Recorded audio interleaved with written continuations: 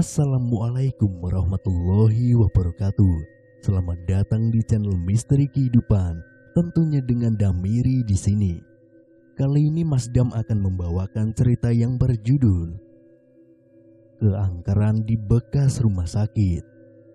Gak usah berlama-lama lagi, langsung saja kita masuk ke dalam ceritanya. Kalau kebetulan kalian melintas di Jalan Kabayang, kalian akan melihat sebuah gedung yang terbengkalai di sana. Sudah bukan rahasia umum lagi kalau gedung itu dulunya adalah sebuah rumah sakit yang sekarang tidak diperbolehkan beroperasi lagi. Temboknya sangat usang, bahkan sebagian sudah mengelupas semennya. Kaca jendelanya buram dan berdebu. Di bagian depan terlihat jelas ada dua jendela yang bingkainya copot. Menurut cerita warga sekitar, setiap malam Jumat sering terlihat seorang wanita berpakaian medis berdiri di jendela itu sambil menatap jalanan yang lenggang. Di bagian gerbangnya ada banyak coretan menggunakan cat pilok yang tidak senonoh. Di halaman rumah sakit, rumput liar tumbuh dengan subur sampai menjalar masuk ke dalam pos security. Ada dua buah kursi roda di depan pintu rumah sakit. Tidak ada yang berani memindahkan atau mencuri kursi roda itu. Katanya kedua kursi roda itu milik penunggu rumah sakit. Tidak jarang ada orang yang melihat kursi-kursi itu berjalan sendiri di depan gerbang. Di lobi utama ada meja resepsionis, kursi tamu, beberapa poster kampanye gerakan hidup sehat, dan sebuah televisi yang penuh dengan debu. Tidak jauh dari lobi utama, ada barisan kursi tempat menunggu panggilan untuk mengambil obat. Di depan barisan kursi ada loket kasir dan juga loket pengambilan obat. Sekitar 10 langkah dari tempat pengambilan obat, di koridor sebelah kanan, terdapat beberapa ruangan khusus untuk para dokter. Papan nama para dokter masih terpasang di setiap pintu ruangan itu, dari mulai dokter umum sampai dokter spesialis bedah. Rumah sakit itu seperti ditutup begitu saja tanpa dibereskan terlebih dahulu. Di ruang rawat inap, ranjang pasien masih tertata rapi walau penuh dengan debu. Kantung infus bergelantungan di setiap ranjang. Cairan dalam kantung itu sudah tidak ada, mungkin menetes terbuang begitu saja. Di dalam lemari, alat-alat kesehatan masih terbungkus rapi. Begitu juga di ruang operasi, alat-alatnya juga masih lengkap. Walau rumah sakit ini sudah terbengkalai, tapi cerita-cerita tentang masa lalunya masih jadi pembicaraan masyarakat. Yang paling banyak dikenal adalah tentang Dokter Arwani, makhluk gaib yang sering muncul dari kamar mayat. Waktu rumah sakit masih beroperasi, ada seorang pasien kanker paru stadium 4 yang dirawat di rumah sakit itu. Tidak ada harapan baginya untuk sembuh. Dia bahkan sudah minta dibelikan kain kafan pada keluarganya. Namun tanpa disangka-sangka pada suatu malam, ada seorang dokter mendatanginya. Dokter itu muncul dari arah kamar mayat. Ia memeriksa si pasien kanker dengan sangat ramah dan ajaib. Besoknya pasien tersebut dinyatakan sembuh total. Si pasien ingin sekali berterima kasih pada dokter itu. Namun saat ia menanyakan ke pihak rumah sakit, ternyata tidak ada dokter yang bernama Arwani. Cerita tentang Dokter Arwani menyebar dengan cepat. Banyak orang yang bergidik ngeri, tapi tidak sedikit juga yang ingin bertemu dengannya untuk meminta kesembuhan. Entah apa yang terjadi, rumah sakit itu kemudian ditutup begitu saja tanpa kejelasan. Walaupun begitu, masih ada saja orang yang mendatangi rumah sakit ini dengan harapan bisa bertemu dengan Dokter Arwani. Seperti malam ini, di saat semua orang sudah terlelap tidur, Tono, seorang penderita hepatitis B, berjalan terhuyung-huyung di papa istrinya, masuk ke halaman rumah sakit. "Mas, kamu yakin mau melakukan ini?" tanya Liana. Ia mengenakan masker, jaket kulit, dan sarung tangan agar tidak tertular oleh penyakit suaminya itu. "Gak ada cara lain lagi. Aku masih ingin hidup." Wajah Tono pucat, keringat dingin membasahi dahinya. Mereka masuk ke dalam rumah sakit melalui pintu utama yang tidak pernah dikunci, lalu mencari ruang rawat inap. Tidak butuh waktu lama, mereka berhasil menemukan ruangan itu. Liana membersihkan debu yang memenuhi permukaan ranjang pasien.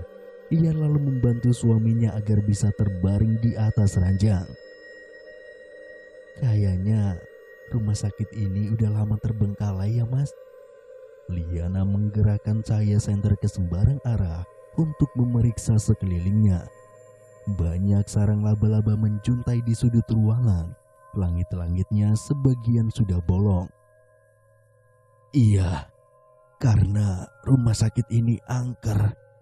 Gak ada yang berani ke sini, Dek." Timpal suaminya. Lina mengangguk-angguk. "Mas, bagaimana cara kita memanggil dokter Arwani?" "Kata orang sih, nanti dia datang sendiri dari arah kamar mayat." "Oh, begitu ya, Mas." Liana lalu menyelimuti tubuh suaminya. Sayangnya sampai larut malam, dokter Arwani tidak juga muncul. Liana tertidur di tepi ranjang suaminya, sementara Tono masih terjaga. Ia yakin dokter gaib itu pasti akan datang mengobati penyakitnya. Dokter Arwani, dokter, tolong aku, Dok." Sambil mengarahkan senter keluar jendela, ia memanggil-manggil dokter Arwani, berharap dokter itu muncul. Tidak lama kemudian, terdengar suara langkah sepatu mendekat. Wajah Tono menyeringai bahagia. Ia buru-buru membangunkan istrinya. Langkah itu semakin mendekat. Tapi yang terdengar bukan hanya satu orang. Seperti suara langkah segerombolan orang. Langkah mereka tergesa. Segerombolan orang berpakaian medis berdiri di mulut pintu. Wajah mereka pucat. Tono tidak tahu siapa di antara mereka yang bernama Dokter Arwani. "Ada yang bisa saya bantu?" Tanpa Tono dan Liana sadari, Dokter Arwani berdiri di belakang mereka. "Dokter, tolong sembuhkan saya, Dok." Dokter Arwani tersenyum. Ia menyentuh lengan Tono. "Penyakitmu sudah parah. Mari ikut saya. Kamu harus dirawat di ruangan khusus." Iya, baik, Dok." Tono perlahan turun dari ranjangnya dibantu oleh istrinya. Dokter Arwani menuntun mereka masuk ke kamar mayat. Segerombolan orang yang berpakaian medis mengikuti dari belakang. Mereka juga masuk ke kamar mayat. Setelah semuanya masuk, pintu seketika tertutup sendiri dengan sangat keras, seperti dibanting. Di sisi lain, masih di malam yang sama, Udin, seorang YouTuber ekspedisi horor, diam-diam masuk ke halaman rumah sakit melalui gerbang belakang. Ia mengenakan kaos hitam, celana levis selutut, dan sandal jepit. Kameranya ia arahkan ke gudang itu. "Sesuai perintah kalian, guys, malam ini aku bakal menelusuri gedung bekas rumah sakit yang katanya angker. Terus ikuti perjalananku ya." Udin menyorotkan cahaya senternya ke sebuah pintu rumah sakit. Ternyata pintu itu terkunci. "Lihat guys, pintunya terkunci. Duh, gimana ya?" "Hahaha, jangan khawatir guys. Aku sudah bawa linggis kok. Kita dobrak pelan-pelan, oke?" katanya sambil mengeluarkan sebuah linggis pendek dari dalam tas. Udin meletakkan kameranya. Ia tampak kesulitan mendobrak pintu itu. "Gila, susah banget guys. Aku coba lagi ya. Dengan susah payah akhirnya dia bisa mendobrak pintu itu. Udin tersenyum. Ia meraih kameranya dan menyorotkannya ke dalam ruangan. Itu sebuah koridor. Di setiap sisi dindingnya terdapat pintu-pintu ruangan khusus untuk pasien. Guys, kita udah ada di dalam rumah sakit nih. Dan lihat, gila, keren banget guys. Aku udah gak sabar nih pengen nelusurin setiap ruangannya. Tuh, lihat tuh, banyak sarang laba-laba. Lantainya juga, kotor banget. Pasti udah lama banget nih gak ada orang yang kesini. Ia semakin masuk ke dalam rumah sakit melewati koridor dan berbelok ke arah kanan. Tiba-tiba ia menemukan sesuatu yang menarik untuk dibahas. Guys, lihat. Ada jejak kaki. Ikutin yuk. Guys, sumpah aku tegang banget nih. Ini aneh banget asli. Kenapa ada jejak kaki yang mengarah ke ruangan ini ya? Kalian lihat nih. Ini itu ruangan rawat inap guys. Ia perlahan membuka pintu itu lalu menyorotkan cahaya kameranya ke segala arah. Tidak ada siapa-siapa di sana. Ia lalu masuk ke dalam ruangan tersebut untuk merekamnya. Perlahan Udin menelusuri satu persatu ranjang pasien itu. Semakin ia berjalan ke sudut ruangan, semakin terdengar suara aneh. Guys, kalian lihat ya. Dari semua ranjang pasien ini, hanya ranjang yang di ujung itu tuh. Yang ditutupi tirai. Suaranya dari dalam sana guys. Demi konten YouTube-nya, Udin memberanikan diri mendekati sumber suara tersebut. Ia melangkah perlahan. Itu jelas suara perempuan dewasa yang sedang menangis terseduh-seduh. Mbak, kenapa Mbak nangis? Mbak, tanya Udin. Ia belum membuka tirai itu. Udin berhenti tepat di depan ranjang yang ditutupi tirai putih. Perlahan ia membuka tirainya dan benar saja ada seorang perempuan di sana. Wanita itu duduk di atas ranjang pasien yang penuh dengan debu. Wanita itu terlihat masih muda, mungkin umurnya sekitar 20 tahunan. Mbak kok ada di sini? Udin menghela nafas. Ia senang ternyata yang ia jumpai memang manusia. Kalung saya mas. Kalung Mbak, kenapa? Kalung saya hilang di sini. Tolong saya mas. Tolong bantu carikan kalung saya. Loh, kok bisa hilang di sini Mbak? Iya, waktu siang saya main di gedung ini mas. Oh, tenang Mbak, aku akan bantu cariin kalung Mbak yang hilang ya.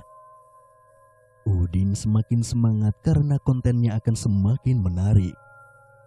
Oke guys, kali ini aku punya misi nih untuk mencari kalungnya Mbak.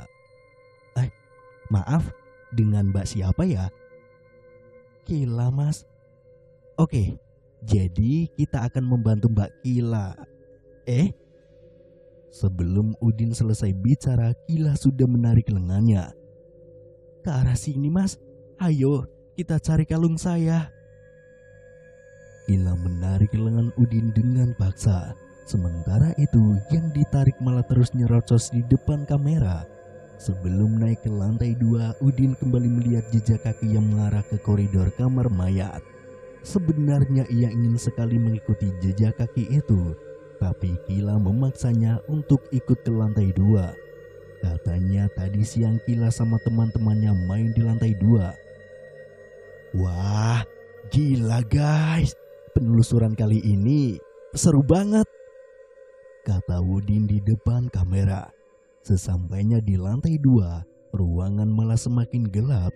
Tidak ada cahaya lagi dari lampu jalan yang masuk melalui jendela. Hanya cahaya dari kamera Udin yang menjadi penerang di sana. Udin menyorotkan cahaya kamera ke lorong koridor di hadapannya yang kotor. Lorong itu penuh dengan sarang laba-laba di setiap sudutnya. Ada juga sebuah kursi roda di sana. Bukannya takut, Udin malah semakin bersemangat. Tadi siang main di sebelah mana, Kila? Di sana. Di dalam ruangan itu. Iya, ruangan yang terakhir. Sebentar ya, aku heran kok kamu mainnya di sini sih? Terus teman-teman kamu di mana? Iya, jadi tadi siang aku main petak umpet. Pas kalungku hilang, mereka malah ninggalin aku. Udah gede kok mainnya petak umpet ya? Ya sudahlah, ayo kita cari kalung kamu. Lain kali jangan main di tempat ini lagi ya. Berbahaya soalnya. Kila mengangguk. Sebelum mereka sampai di ruangan terakhir, tiba-tiba HP Udin berbunyi yang merogohnya dari dalam kantung celana. Hai dek, kok kamu belum tidur sih dek? Sapa Udin sambil tersenyum. Tumben sekali malam-malam begini pacarnya ngajak video call. Sayang, aku tadi ngimpi terus bangun. Serem banget mimpinya tahu. Oh, mimpi. Makanya lain kali itu baca doa sebelum tidur. Duh, sinyalnya kok tersendat-sendat siang. Ini kamu lagi di mana? Aku lagi bikin konten YouTube sayang. Oh, ya udah deh bagus. Biar dapat AdSense buat aku jajan. Sayang, aku ketemu cewek nih di gedung. Namanya Kila. Say hey Kila. Udin mengarahkan kameranya ke wajah Kila. Perempuan itu tersenyum. Kila lalu melambaikan tangan ke arah kamera. Cewek mana? Orang gak ada siapa-siapa. Jangan ngaco ih. Udah ah, aku mau tidur lagi. Bye sayang. Pacar Udin menutup telepon. Udin kemudian memasukkan kembali HP-nya ke dalam kantung celana. Udin tahu pasti pacarnya itu sedang menakut-nakutinya. Bukannya takut, Udin malah semakin tertantang untuk melakukan penelusuran ini. Ayo mas. Iya Kila. Timpal Udin. Kila membuka pintu ruangan. Ketika mereka masuk ke dalam, Udin langsung terkagum-kagum. Itu ruangan operasi. Ada sebuah mesin anestesi di sudut ruangan. Walau mesin itu penuh dengan debu, tapi tampaknya masih berfungsi. Tidak jauh dari mesin tersebut ada tempat tidur operasi yang masih lengkap dengan lampunya. Wow, lihat guys, ruangan operasi. Gila, keren banget. Udin melangkah perlahan, kameranya merekam alat-alat operasi seperti gunting kecil, defibrilator, pinset, dan pisau operasi. Semuanya masih tertata rapi, hanya saja sudah berdebu. Tadi kamu bersembunyi di mana? Di sana mas. Tunjuk Kila ke arah kolong tempat tidur. Udin jongkok. Pelan-pelan ia menyorotkan cahaya ke kolong tempat tidur. Di sana ia melihat sebuah tali berwarna putih. Gak ada kalung, adanya tali nih. Wah, iya, itu kalung aku mas. Kila terlihat gembira saat Udin menunjukkan sebuah tali berwarna putih. Ya elah, bilang aja ikat rambut yang hilang Kila. Udin berdecak kesal sambil menyerahkan tali tersebut. Mas, tolong pakaikan ke leherku dong, pinta Kila. Udin mengembuskan nafas berat. Kila benar-benar merepotkannya. Dengan terpaksa ia menuruti kemauan Kila. Kamera ia letakkan terlebih dahulu di atas tempat tidur operasi. Tapi mata lensanya masih menyorot ke arah mereka berdua. Sesaat setelah tali itu diikatkan ke leher Kila, seketika Kila tersenyum. Namun senyumnya itu seketika berubah mengerikan. Perempuan itu berubah menjadi pocong. Wajahnya hancur dan tubuhnya sangat bau seperti bangkai. Pocong itu tidak menapak di lantai. Perlahan ia melayang lalu tubuhnya hilang menembus langit-langit ruangan. Udin berteriak ketakutan. Segera ia meraih kamera lalu keluar dari ruangan operasi itu. Namun di luar ruangan, tepatnya di lorong koridor, segerombolan manusia berpakaian medis berdiri menghalangi jalan. Wajah mereka samar tertimpa gelap.